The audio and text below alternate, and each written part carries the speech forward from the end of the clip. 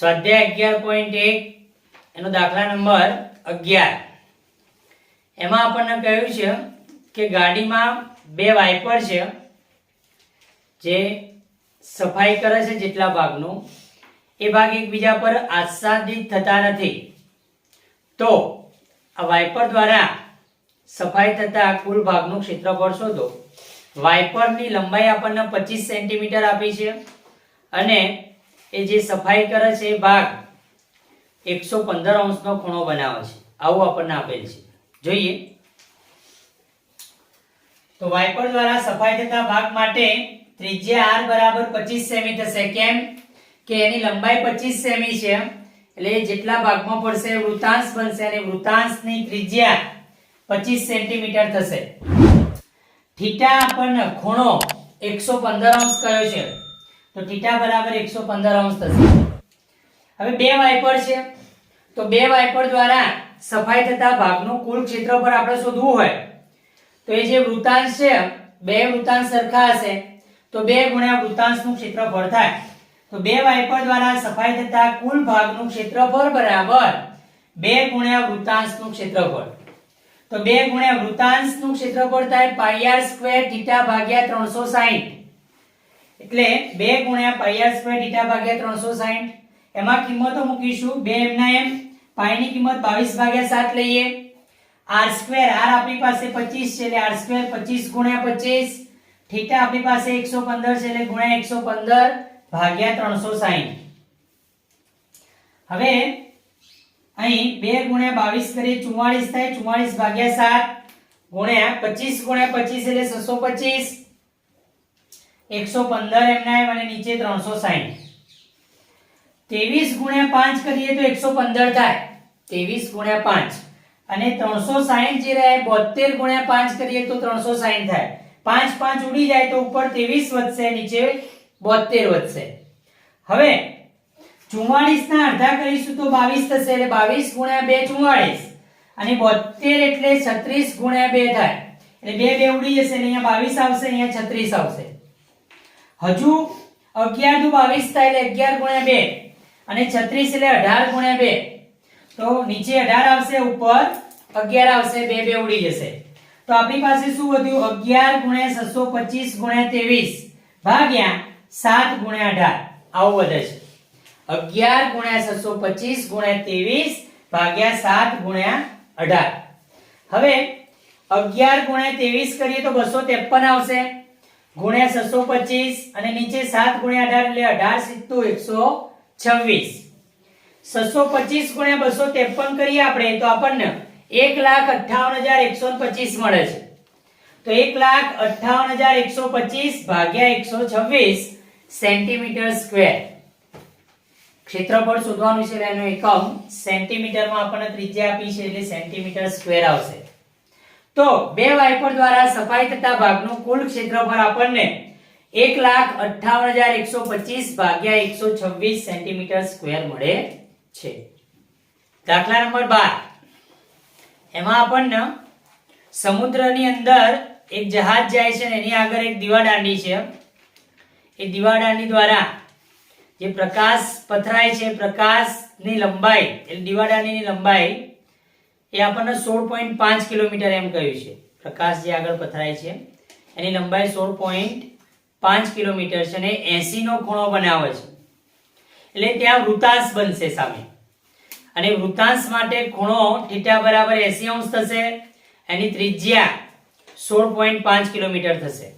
તો જોઈએ દીવાદાંડીથી બનતા વૃત્તાંશ માટે જે પ્રકાશ પથરાય છે પ્રકાશથી જે સામે વૃત્તાંશ બને છે જહાજની સામે એ વૃત્તાંશ માટે ત્રિજ્યા r બરાબર 16.5 કિલોમીટર છે। તો 16.5 બરાબર 165/10 લખાય। 16.5 રહ્યું એનો પોઈન્ટ કાઢવા માટે આપણે 165/10 લખીશું એટલે 165/10 કિલોમીટર। ખૂણો θ બરાબર 80 અંશ છે। હવે જહાજને ચેતવણી આપતા ભાગનું ક્ષેત્રફળ જહાજને જે ચેતવણી આપતો ભાગ રહ્યો એ વૃત્તાંશ છે તો જહાજને ચેતવણી આપતા ભાગનું ક્ષેત્રફળ બરાબર વૃત્તાંશનું ક્ષેત્રફળ અને વૃત્તાંશનું ક્ષેત્રફળ પાઈ r સ્ક્વેર θ ભાગ્યા 360 થાય એમાં આપણે કિંમત મૂકીશું. આપણને પાઈ ની કિંમત 3.14 લેવાની કહી છે, એટલે પાઈ આપણે 314 ભાગ્યા 100 લઈશું, ગુણ્યા r સ્ક્વેર. r આપણને 16.5 જે આપ્યા છે એ 165 ભાગ્યા 10 આપણે કર્યા, તો બે વખત 165 ભાગ્યા 10 ગુણ્યા 165 ભાગ્યા 10 કરીશું, ગુણ્યા θ 80 ભાગ્યા 360. 80 ની પાછળ જે 0 છે 360 ની પાછળ 0 એ ઉડી જશે, 0 0 ઉડી જાય. 2 ચોક 8 થાય, 9 ચોક 36 થાય, 4 4 ઉડી જાય, ઉપર 2 આવશે, નીચે 9 વધશે. હવે 33 ગુણ્યા 5 કરીએ તો 165 થાય, અને અહીંયા આ બે ઉડાડવા માટે આપણે 5 નું 10 કરેલ છે, એટલે 5 આયાના 2 ઉડી ગયા, એટલે 2 2 ઉડી ગયા, અહીંયા નીચે 5 વધ્યા છે. અહીંયા 33 5 165, એટલે આ 5 ઉડી જાય ઉપર નીચે, તો 33 વધશે. એવી જ રીતે અહીંયા 2 5 10, એટલે 2 આવશે, અને 33 5 165 એટલે 33 આવશે. 5 5 કટ થઈ જશે, તો 33 અને 2 વધ્યા. પછી આ 2 ને હજુ ઉડાડવા માટે આપણે 314 ના અડધા કરીએ તો 157 થાય. 157 ગુણ્યા 2 કરીશું તો 314 થશે, એટલે 2 2 ઉડી જશે. તો અહીંયા 9 હતા, એ 9 ના 3 તરી 9 કર્યા એટલે 11 આયા. હજુ એ 3 વધ્યા, એ 3 ઉડાડવા માટે આપણે અહીંયા 11 તરી 33 કરીએ એટલે અહીંયા પણ 11 આવશે. તો આપણી પાસે 157 ગુણ્યા 11 ગુણ્યા 11 વધશે ઉપર, નીચે કંઈ વધતું નહીં, ખાલી 100 છે, તો નીચે 100 વધશે.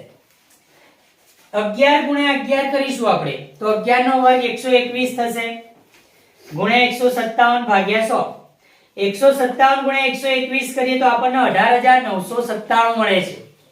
તો 18997 ભાગ્યા 100. 100 વડે ભાગવા હોય તો પોઈન્ટ કાપવા પડે, બે આંકડા પછી પોઈન્ટ આવે, તો 18997 જે એને 100 વડે ભાગીશું એટલે 189.97 મળશે. તો અહીં સમુદ્રમાં જહાજને ચેતવણી આપતા ભાગનું જે ક્ષેત્રફળ રહ્યું એ 189.97 કિલોમીટર સ્ક્વેર થશે. અહીંયા કિલોમીટરનો સ્ક્વેર કેમ કર્યો છે, આપણને જે દીવાલ આની લંબાઈ આપી છે એ કિલોમીટરમાં આપી છે, એટલે આપણે અહીંયા ક્ષેત્રફળનો એકમ કિલોમીટર સ્ક્વેર લખીશું. દાખલા નંબર 13, એમાં આપણને એક વર્તુળાકાર મેજ પર એક ડિઝાઇન બનાવવાની કહી છે, અને ડિઝાઇન આપણને આકૃતિમાં આપેલ છે.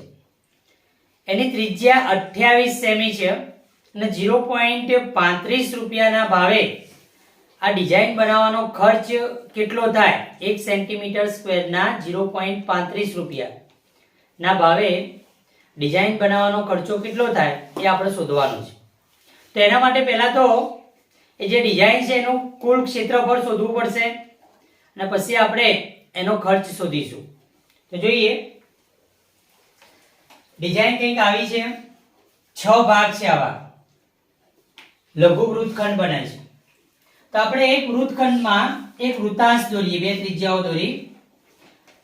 હવે કુલ ખૂણો આ 360 અંશ હોય, અને સરખા એવા 6 ભાગ છે એના, તો 360 ભાગ્યા 6 કરીશું એટલે અહીંયા જે લઘુ વૃત્તખંડ બને છે એના માટેનો અહીંયા ખૂણો મળી જશે આપણને. એટલે આ લઘુ વૃત્તાંશ માટેનો ખૂણો 60 અંશ થશે. જોઈએ આપણે, તો અહીંયા જે આપણે વૃત્તાંશ બનાવ્યું છે, વૃત્તાંશ OAYD માટે ત્રિજ્યા r બરાબર 28 સેમી, કારણ કે ત્રિજ્યા તો આપણને અંદર આપેલી છે, ત્રિજ્યા r બરાબર 28 સેમી. ખૂણો θ બરાબર કેટલો થશે, તો ખૂણો θ 360 ભાગ્યા 6. કેમ એવું, વર્તુળનો કેન્દ્ર આગળનો કુલ ખૂણો 360 અંશ હોય, અને અહીંયા એવા સરખા એવા 6 ભાગ બને છે, તો ભાગ્યા 6 કરીએ એટલે આપણને એક ભાગ દ્વારા બનતો ખૂણો 60 અંશ મળશે, એટલે આ ખૂણો 60 અંશ હશે. આ ખૂણો 60 અંશ છે, આ બે ત્રિજ્યાઓ છે, તે ત્રિજ્યાઓના સામેના ખૂણા સરખા હોય તો પછી ત્રણે ત્રણ ખૂણા સરખા થઈ જશે, એટલે આ જે ત્રિકોણ રહ્યો એ સમબાજુ ત્રિકોણ બનશે. ત્રિકોણ OAB સમબાજુ ત્રિકોણ અહીંયા બનશે. હવે આ જે ડિઝાઇન બની છે 6 ભાગ વાળી, 6 લઘુ વૃત્તખંડ વાળી, એનું ક્ષેત્રફળ શોધવું હોય તો ડિઝાઇન વાળા ભાગનું ક્ષેત્રફળ બરાબર 6 ગુણ્યા લઘુ વૃત્તખંડ AYB નું ક્ષેત્રફળ. આ AYB લઘુ વૃત્તખંડ રહ્યો, એવા જ આ સરખા એવા 6 લઘુ વૃત્તખંડ છે. તો માટે આ ડિઝાઇન વાળા ભાગનું કુલ ક્ષેત્રફળ એ 6 ગુણ્યા લઘુ વૃત્તખંડ AYB નું ક્ષેત્રફળ કરવાથી મળી જશે. તો બરાબર 6 ગુણ્યા લઘુ વૃત્તખંડનું ક્ષેત્રફળ છે શોધવું છે આપણે AYB નું. એ કેવી રીતે મળશે? તો લઘુ વૃત્તાંશ OAYB નું ક્ષેત્રફળ માઈનસ ત્રિકોણ AOB નું ક્ષેત્રફળ. લઘુ વૃત્તાંશના ક્ષેત્રફળમાંથી ત્રિકોણનું ક્ષેત્રફળ બાદ કરીશું તો આપણને લઘુ વૃત્તખંડનું ક્ષેત્રફળ મળશે. એટલે લઘુ વૃત્તખંડ AYB નું ક્ષેત્રફળ બરાબર શું થશે? લઘુ વૃત્તાંશ OAYB નું ક્ષેત્રફળ માઈનસ ત્રિકોણ AOB નું ક્ષેત્રફળ. તો 6 એમના એમ ગુણ્યા લઘુ વૃત્તાંશનું ક્ષેત્રફળ આપણને πr² θ ભાગ્યા 360 કરવાથી મળશે. માઈનસ સમબાજુ ત્રિકોણ AOB છે. સમબાજુ ત્રિકોણનું ક્ષેત્રફળ વર્ગમાં 3 ભાગ્યા 4 ગુણ્યા બાજુનો વર્ગ થાય. તો વર્ગમાં 3 ભાગ્યા 4 ગુણ્યા બાજુ એટલે OA. OA નો વર્ગ. OA આપણી પાસે છે ત્રિજ્યા 28. તે 28 મૂકી દઈશું પછી. હવે અહીંયા 6 એમના એમ ગુણ્યા પાઈ 22 ભાગ્યા 7 લઈએ. r² r આપણી પાસે 28 છે એટલે 28 ગુણ્યા 28 ગુણ્યા θ. θ 60 અંશ છે ભાગ્યા 360. હવે 0 0 ઉડી જાય, છાયો છાયો 36 થાય એટલે નીચે 6 આવશે. આ 60 ઉડી જશે. 6 ના અડધા કરીએ તો 3 થાય. ઉપર અહીંયા 7 ચોક 28 કરી લઈશું એટલે 7 7 ઉડી જશે એટલે ઉપર 4 જે આવશે એના અડધા કરીશું એટલે 2 મળશે અને 6 ના અડધા 3 મળે છે નીચે.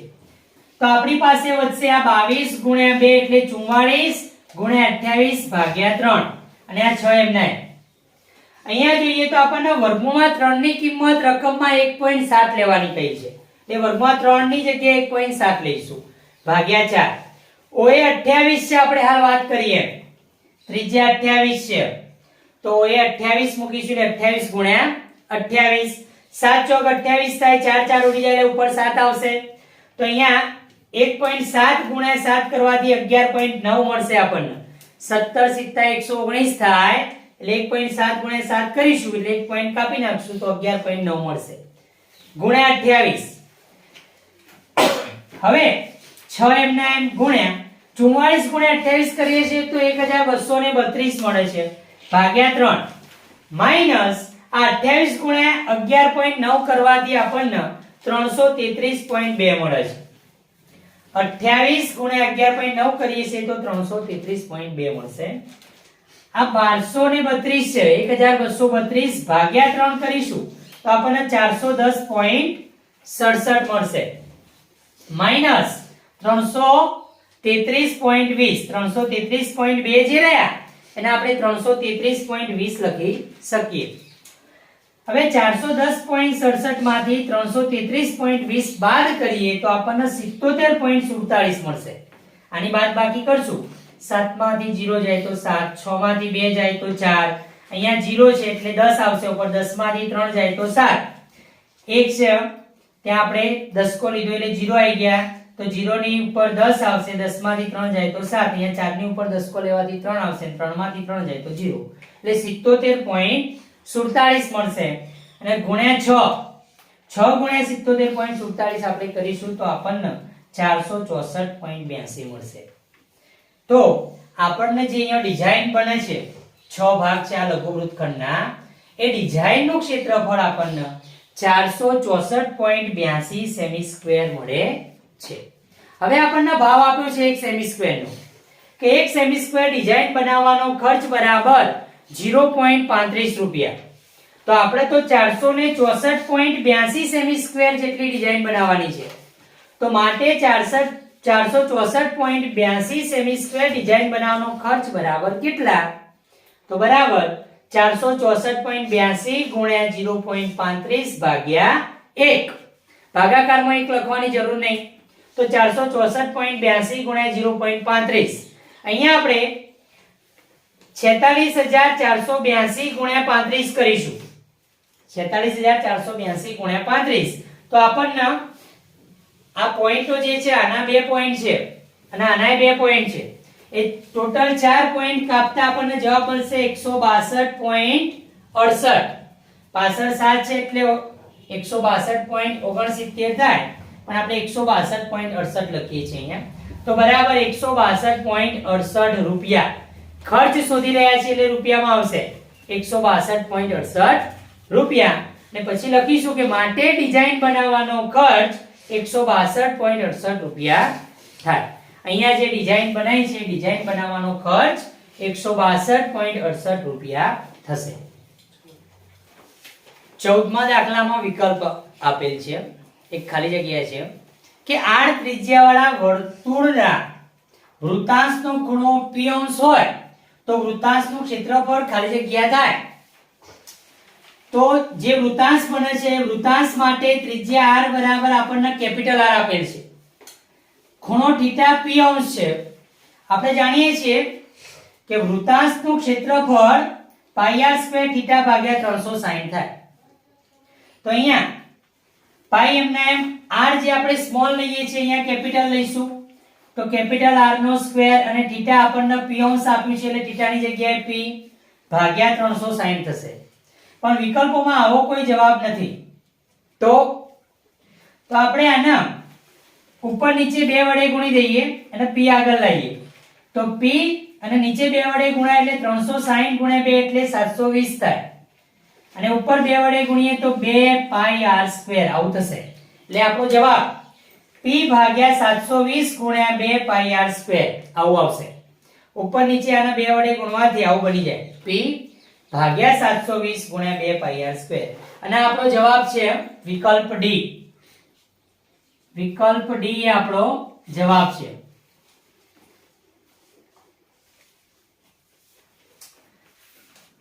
p ભાગ્યા 720 ગુણ્યા 2 પાઈ r સ્ક્વેર